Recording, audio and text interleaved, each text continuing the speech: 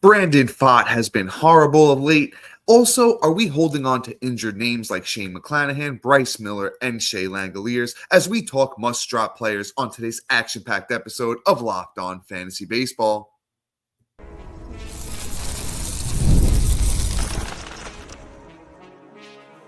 You are Locked On Fantasy Baseball, your daily fantasy baseball podcast. Part of the Locked On Podcast Network, your team every day.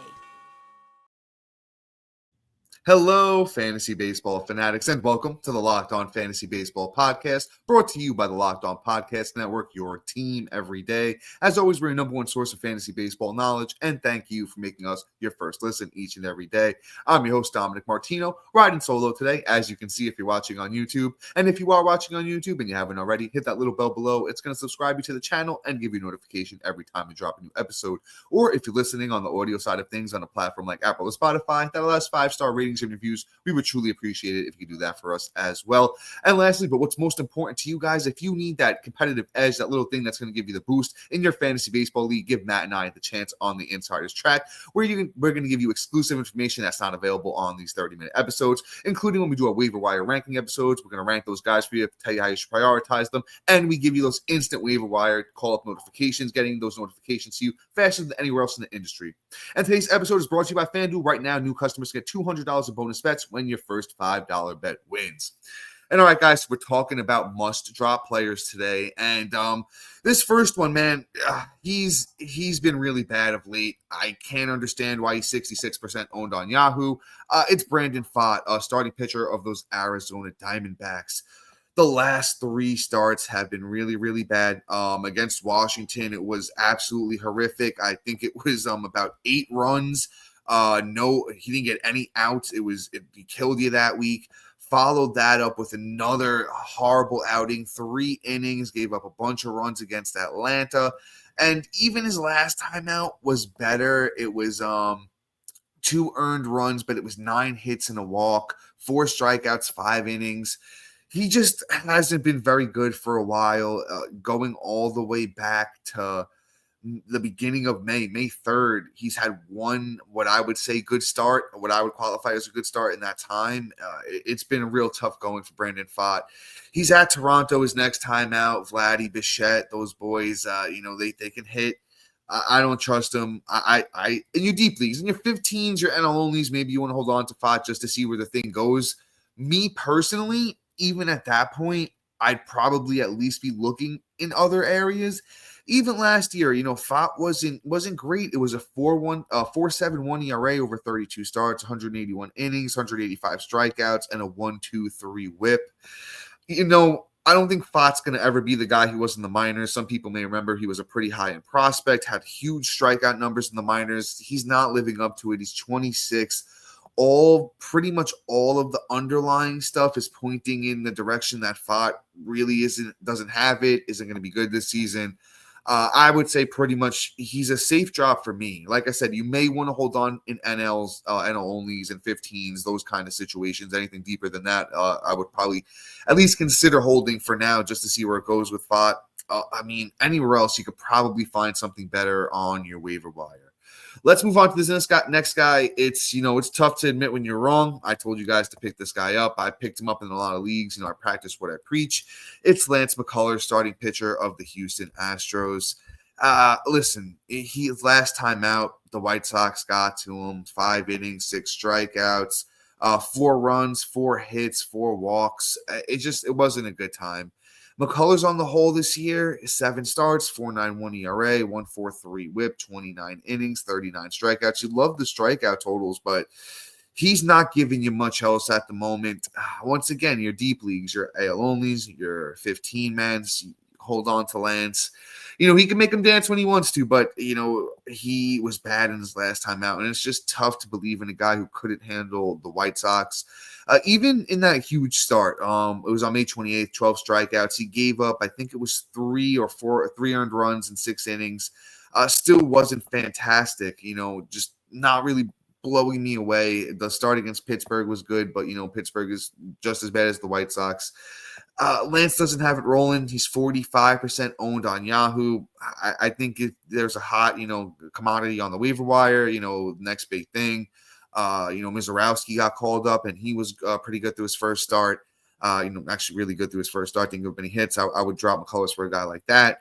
But like I said, in your deeper leagues, you may want to hold on if there's no better options. But McCullers just doesn't seem to have it right now with not perform. If he would have kept it rolling against the White Sox, it would have been a different story. But just to go out there after a really, really good start and then a big strikeout game and just not to have anything against the White Sox after that, it's tough to believe in McCullers, who hasn't really given us a lot of length in these starts this year. He's just been pretty mediocre so far. So like I said, I think it's safe to drop a guy like McCullers to just pick up hot commodity off the waiver wire. Hold on in your deeper leagues for now. Let's get into a couple injured pitchers. It's interesting here. Let's talk Shane McClanahan. We've been seeing a lot of pitcher injuries. It's been tough this year, and McClanahan hasn't pitched the whole season. He's 69% owned on Yahoo. Once again, he pitches for his Tampa Bay Rays, in case you did not know. He's shut down from throwing. He's going to visit a nerve specialist. This isn't a good sign. He's just in shutdown mode, according to Kevin Cash, the manager of the Rays. I can't tell you. He was throwing bullpen sessions as recently as last weekend. They were talking late July, early August comeback, but it's just not even possible at this point if he's not throwing. I think the most realistic is maybe he comes back in September for fantasy baseball playoff time. But if you need that spot on your IL, man, I know personally I do. It's been so tough with the injuries, man. Most leagues 3-4 IL spots. Very few leagues have unlimited IL spots or even more than 4. If you're really, really stacked up on your IL right now and you just need the spot, I think in most places it's safe to drop McClanahan. Maybe not keeper dynasty formats. Keeper dynasty formats makes it a little bit tougher for a guy with the talent of McClanahan, but he hasn't pitched in a long time, man. It's been a while now. I'm just going to double check it. I think it's been 2023 is my guess here. I'm just going to fact check myself. Yeah, 2023. The kid was an all-star. He was 26 at the time. He's 28 now.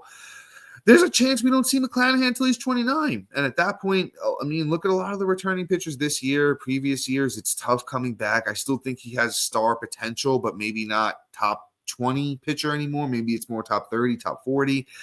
Keeper league, stuff like that. I'd say hold on to McClanahan. But in your redraft leagues where you need that IL spot, you need the production.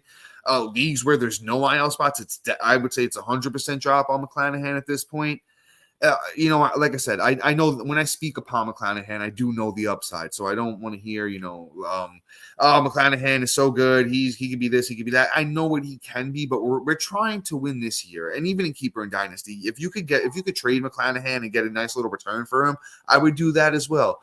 The mindset for me, even in keeper and dynasty, is I want to win this year every year. I know it's a tough mindset to keep up, but it's just that if you're in a position to win, if you're in a like a 12-man league and you're in the top 4 or 5 teams and you have McClanahan and somebody's willing to give you something that will help you win now, I'm doing that. So my final thoughts on McClanahan once again, keeper dynasty, trade him if you can. If not, hold, redraft with minimal IL spots, drop and move on from him. If you have the IL spots and you want to hold, by all means, like I said, the upside. But at this point, with the not throwing and the original projection was late July, early August, I don't think we see McClanahan until, if we're lucky fantasy baseball playoffs, which is the end of September. And even at that point, how warmed up is he going to be? How good is he going to be? Is he going to give you length in those starts? Probably not. But before we go on and talk about another injured pitcher in Bryce Miller, and then we move into some bats like Taylor Ward, what are we doing with Bryson Pfaadt? And once again, we have those names and more coming up next. And all right, guys, I need to talk to you about my friends over at Trade Coffee. Let's be real. Coffee isn't just a drink. It's a ritual, a lifeline, and the thing that gets you from half asleep to fully functioning. And if it's that essential, why settle for anything less than amazing? That's where Trade Coffee comes in. Trade is the #1 coffee destination in the U.S., delivering fresh, incredible coffee from over 50 of the country's top roasters. Whether you're a cold brew fan or a pour-over purist, they've got a roast you'll love. The coffee was fresh, smelled amazing, and honestly, it ruined grocery store coffee for me in the best way. And guys, I was a big just run into the grocery store, just grab me some coffee, put it in there, and go with it. But Trade Coffee really does a great job and delivers some of the best coffee I personally ever had. I love that the prices are comparable to grocery store brands, as I was just talking about, but the flavor is on a whole different level. Just, takes you to that spot you need to be in the morning, especially right before work. And right now, Trade is exclusively offering our customers 50% off your 1-month trial at drinktrade.com/lockedonmlb. That's TRADE.com/lockedonmlb for 50% off your 1-month trial. Once again, just head over to drinktrade.com/lockedonmlb now.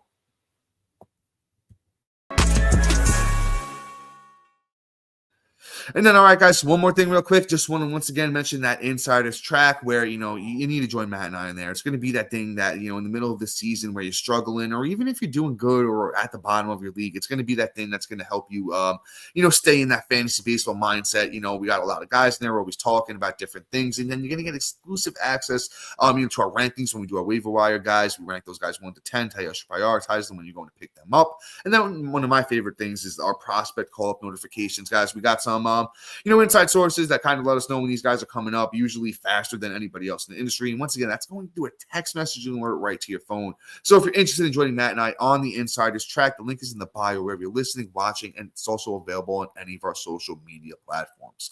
And all right, guys, let's keep things moving here. Let's move on to this next pitcher. I mentioned him before. It's Bryce Miller of the Seattle Mariners. Another guy that, is down, injured, and he just hasn't really been that good this year. Personally, if you followed me, you're a fan of what I do, you like what I do over here. I ranked Bryce Miller a little bit lower than consensus this year. Had him around, SP 40-ish, SP 35. Just didn't really believe in the hype of Bryce Miller. Didn't do enough things that impressed me, in underlying statistics that, to have him ranked as high as, he did, even though he had a great year last year. He's been mediocre at best this year. 10 starts for Bryce Miller, 5.73 ERA, 1.54 WHIP, 48 innings pitched, only 39 strikeouts. Just knew he really wasn't a huge strikeout guy, more of a pitch to contact kind of pitcher, and just hasn't gotten the results this year. He's banged up on the IL right now, 4 to 6 weeks minimum. And once again, that's if everything all goes according to plan, and he missed 3 weeks back in May with the elbow inflammation, back on the IL, velocity down, command's been off. I'm out. I'm out on Bryce Miller. If you could trade him for anything right now, do it. Keeper dynasty, it's a little bit tougher. Miller's a little bit younger, but once again, not somebody that I just fully believe in. There's a lot of good starting pitching in the MLB. I know there's a lot of injuries, but just Bryce Miller isn't one of those guys I'm backing. Like I said, a lot of the underlying stuff, specifically last year didn't, back the performance. Like I said, had great numbers last year. Even this year, underlying stuff looks even worse. The fastball velocity is down a little bit. He's not getting guys to chase, not getting guys to whiff, not getting a lot of ground balls. Even let's look at it like this. His sinker, which is his second thrown pitch, batters are hitting 276 against it. He throws that 17% of the time. Even his fastball, like I said, velocity down almost a mile per hour. Batters are hitting 250 against it. Last year they hit 184. Just the little things like that. I'm not a big Bryce Miller guy. I hate to say it. Good kid. I think he has talent, but just not the guy we thought he was going to be, especially for fantasy baseball purposes. I think it's safe to move on in pretty much all formats. Like I said, keeper dynasty a little bit tougher, especially if you keep your whole roster. Even the guys on the IL makes it a little bit more enticing.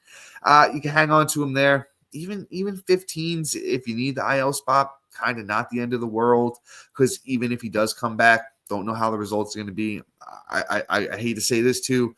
Kind of believe in McClanahan a little bit more than Bryce Miller, just because the talent with McClanahan is, I know I can trust it when he's healthy for the most part, even though it's been a while since he pitched. Bryce Miller, not really sure if I believe in the caliber of player that he was back in 2024 last year. Really being over the top again this year. Because even once again, we look back at last year, same issue. Gets hit hard, pretty hard. Not a lot of ground balls. Gets barreled up a lot. Not a lot of chases. Not a lot of whiffs. So he's never going to be a huge strikeout guy. Like I said, feel free to drop him, especially if there's another hot commodity. You need to get that fluidity on your team. I'd go ahead and feel safe dropping him. Let's move on to Nick Lodolo of those. I almost said Seattle Mariners again. Those Cincinnati Reds for Nick Lodolo. Tough home ballpark to pitch in. He's always been a pretty inconsistent guy. Numbers on the year are not bad at all with the 3.76 ERA, the 1.13 WHIP. That's through 14 starts, 79 innings, 70 strikeouts. It's been bad through his last two, especially that last one at Cleveland, 3.1 innings, 6 strikeouts. He gave up 6 runs, 5 hits, 2 walks. Like I said, consistency is not what Lodolo is known for. 79% Yahoo, owned on Yahoo. That's really why I wanted to get him on the show, talk about him. More of a streamer for me. More of when he's pitching away from, Great American Small Park there in Cincinnati. Like I said, tough park to pitch in. I'll stream him if he has a good matchup, away from home park. If he's home pitching against a semi-decent team, it's tough. Because even Cleveland, not really known for their great teams. They got Jose Ramirez, and, that's really about it. And he couldn't get it done there. So I think we need to move on, get those Mizorowskis and guys like that on our teams, those hot commodities, especially, this time of year, all these young prospects getting called up. Chase Burns incoming soon, maybe for the same team in Cincinnati. That's a good one. Guys like that. And, just check out our waiver wire episodes. Matt did one, I think, yesterday, 2 days ago. We do 2 a week. We always get 5 pitchers on those episodes. So there's definitely starting pitchers there or even on join us on the Insider's Track. You could direct me, ask me there, about guys that you should pick up for Nick Lodolo. But I think it's pretty safe to move on for him in most leagues. 79% owned. Should be down to about 40, 35% owned, just usable in streaming situations in those deeper leagues. Once again, I hate to keep saying like this, but your NL only and your deeper leagues, your 15s, become a different situation, especially with a guy like Nick Lodolo, who has been solid this year. Those leagues I'm definitely holding, even your deeper 12s. Your deeper 12s with those benches that where you're going like 300 players into the player pool, that probably hold a Nick Lodolo there too, because there will be better days ahead, especially coming off 2 pretty tough starts. I think he'll be all right for the long run, but just those shallower leagues, man. I know a lot of our players play in a basic 12-man league with not a lot of benches. Some play in even shallower leagues. I know even a couple of my home leagues, aren't super deep. Guy like Lodolo should be on the waiver wire, especially in those leagues. But let's get into the bats, guys. Let's sneak a bat in here before we take another break. But we got Taylor Ward of those Los Angeles Angels up next. He's been another guy who's been streaky throughout his whole career. Had a nice little hot stretch, last month where he was on fire. Pretty much was really good through May. Since, honestly, we can even talk from June 1st. He's been atrocious, only a couple of homers, really struggling. Taylor Ward on the year, 66 games played, 204 batting average, 38 runs, 18 bombs are nice. The 46 RBIs are also nice. 1 steal, really not known for speed. If you need power and RBI, I'd hold. But 83% owned for Taylor Ward on Yahoo, that's just telling me he's owned in some of these shallower leagues. I would say in your basic 12s and, shallower, why are we holding on to Taylor Ward? A lot more commodities on the waiver wire coming up, especially at outfield. Like I said, prospect time, Roman Anthony just came up. I'd definitely rather have Roman Anthony and Taylor Ward. Actually, while we're here, let's do a little fun. What's Roman Anthony's ownership on Yahoo? Oh, still 65%. So he didn't go much higher than that. Yeah, I'm definitely taking Roman Anthony over Taylor Ward. He's streaky, man. Really streaky player. I like the bombs. Not really going to be useful for too much else. And then even the RBIs are nice, but how long, 1, Ward doesn't stay healthy, known injury track record, and 2, is Mike Trout going to be healthy for the rest of the season? Doubt it. And then on that Angels team, not really much else there that's notable. My boy Rengifo hasn't done much. I know they just called up Christian Moore. By the way, pick him up. In your I'd say probably your 12s and deeper. At least take a shot on Christian Moore. Didn't get to talk about him today. We'll talk about him sometime next week. Another big prospect call up. They just keep coming and coming. But Taylor Ward's safe to drop in most leagues. He's 83% owned. The guy probably should be closer to like 55% owned. Just really need him for the power and maybe the RBIs. I'm not even banking on those keeping it going. But before we, come into the final stretch of this episode and talk about names like Bryce Miller, Shea Langeliers, and more, we will be right back. And guys, I need to talk to you about my friends over at FanDuel.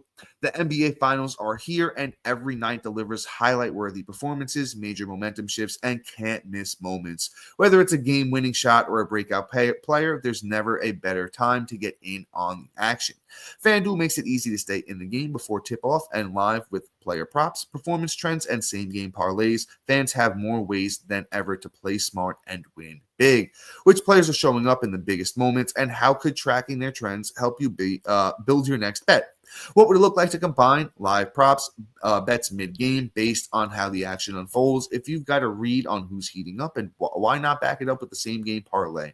How could 200 and bonus bets add to your excitement if your first $5 bet hits? New to FanDuel, it's the perfect time to sign up, especially with the finals going on, guys. And you're going to head to FanDuel.com to place your first $5 bet. And if it wins, you'll get $200 in bonus bets. And guys, with that being said, it's been a great NBA Finals, a lot of back and forth.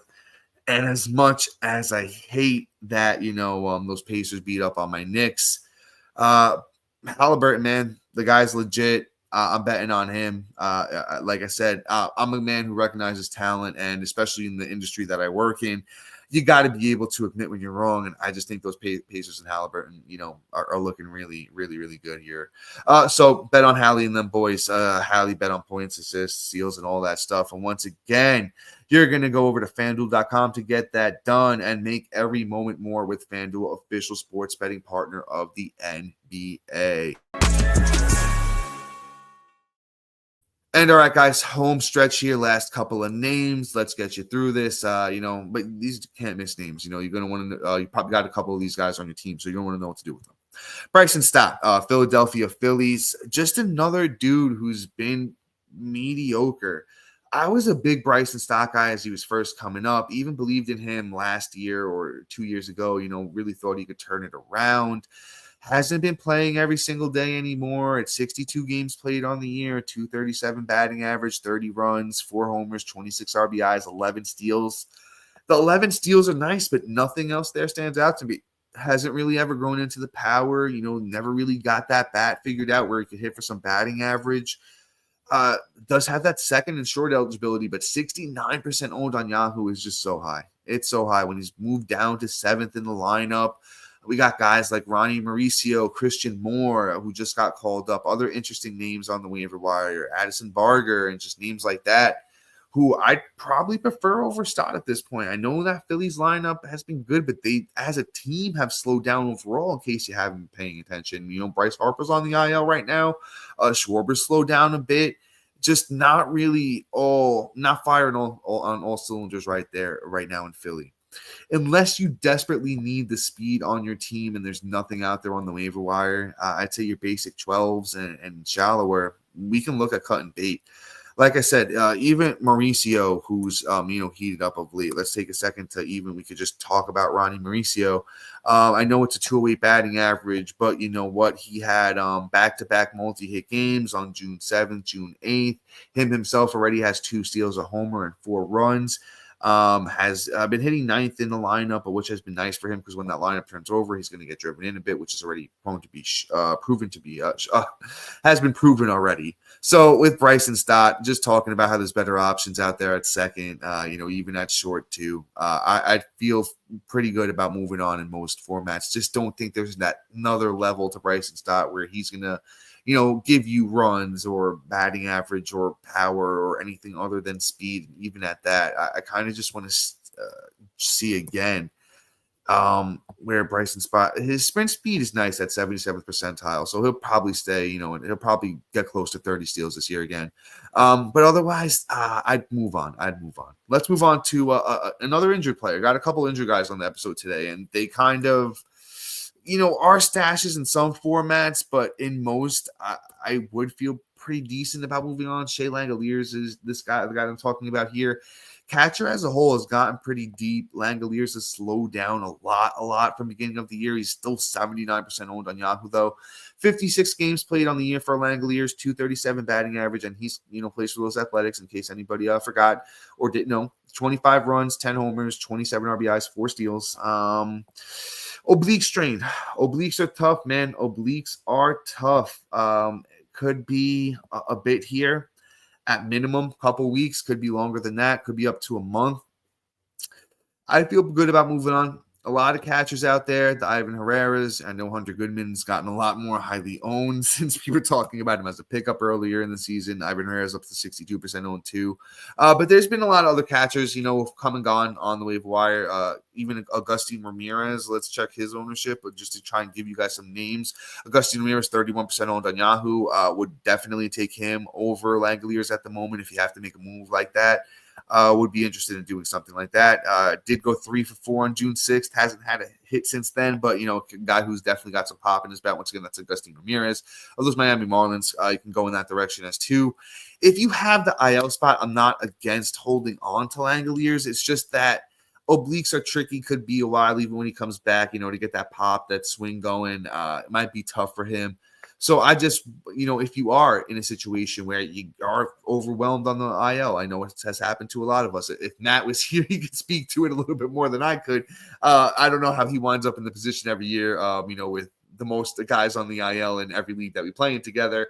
But, it's just tough to hold on to guys like this when you might have better stashes. You always kind of want to keep an open IL spot too, because, if somebody goes down on your team that you really like, you want to have the luxury of just stashing them onto the IL.